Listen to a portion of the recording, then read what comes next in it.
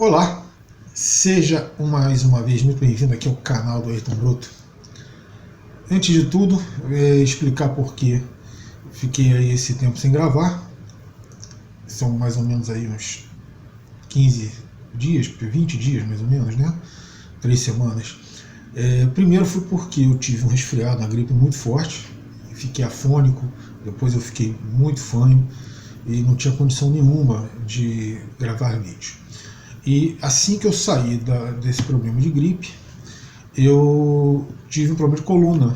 Fiquei mais 2 semanas sem poder realizar atividades mais intensas. Até sentar para mim estava muito difícil. E gravar vídeo deitado é meio complicado. Não sei se você queira mostrar que você está enfermo, mas não era esse o objetivo. Então eu me eximi de gravar vídeo.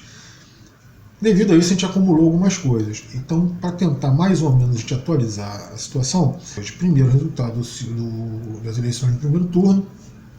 Segundo, esse início de campanha, essa primeira fase até o debate da Band que ocorreu ontem. Começando já com o resultado das eleições, tirando todo aquele pessoal ali que ficou na faixa ali de 0,5%, 0,7%, 50 mil votos a mais, 50 mil votos a menos, a gente vai colocar os 4 primeiros colocados, que eram os 4 que realmente concorriam. Eu não sei porque que levaram os outros. Assim, eu acho uma perda de tempo, como eu falei, bota realmente quem tem alguma condição, não esse pessoal. A questão não é questão de visibilidade, a questão é que você fica comendo um monte de tempo colocando lá padres Kelmos e professores Dávilas, que a gente sabe que não vai ser eleito, não vai crescer nas pesquisas, e você tira tempo de gente que pode colocar alguma coisa a mais, o próprio Lula, o Bolsonaro, Ciro, o Tebet, que eram quem estava realmente concorrendo para alguma coisa ali. E foram esses 4 que chegaram nas primeiras 4 colocações. Houve uma inversão, o Ciro de terceiro ele caiu para quarto, e, óbvio, a Tebet de quarto caiu, subiu para terceiro. Bom, não tão óbvio, né? Ela poderia ter subido para segunda, né? Mas ela trocou de posição com o Ciro. O que aconteceu? Como a gente dizia, não acredito muito nas pesquisas, elas têm errado bastante. E elas erraram. Não adianta dizer, porque a gente acertou que o Lula ia ter 40 e tantos % dos votos. Era meio que previsível, principalmente com a fase final de campanha do primeiro turno, quando houve um assédio brutal com cooperação da imprensa em cima de eleitores, principalmente do Ciro Gomes. O Ciro ele vinha se mantendo ali, ele chegou a ter 11, 12, algumas pesquisas apontaram 13%, mas ele bota ali 11%. Chegou a ter isso a coisa de uns 3 ou 4 meses atrás, e depois ele começou a cair um pouco. Mas ele vinha se mantendo na faixa dos 8%. Por que ele começou a perder eleitores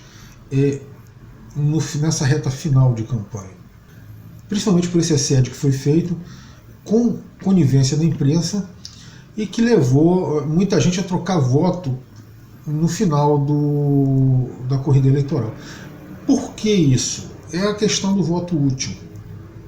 Não só o Ciro, tá? Muita gente da Tebet também trocou voto. Porque começaram a falar de voto útil, de acabar com a eleição no primeiro turno. Não se acaba com a eleição no primeiro turno.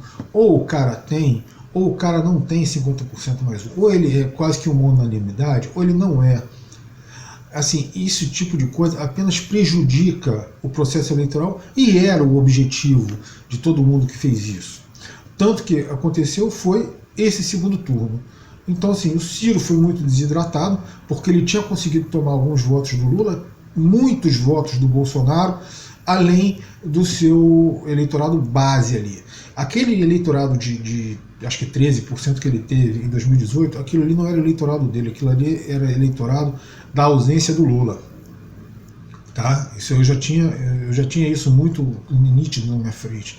O Ciro ele consegue fazer sozinho, sem grandes atrapalhadas, um eleitorado ali na casa de 3%, 4%. Com a situação, fazendo uma boa campanha, ele pode até chegar no segundo turno, poderia, né? mas não com todo o boicote que teve. Até ontem ainda tinha gente falando que se você falar que somar 70 bilhões com mais não sei, com 60 bilhões dá 130 bilhões, isso atrapalha a cabeça das pessoas. Meu filho, se você se atrapalha com uma soma simples dessa, você não pode votar. Você não está apto a votar. A verdade é a seguinte, os números do Ciro não atrapalham ninguém. Agora, atrapalha sim a imprensa e, claro, se alguém também não consegue fazer uma soma dessa de 60 bilhões mais 70 bilhões dá 130 bilhões, você também não está apto a comentar.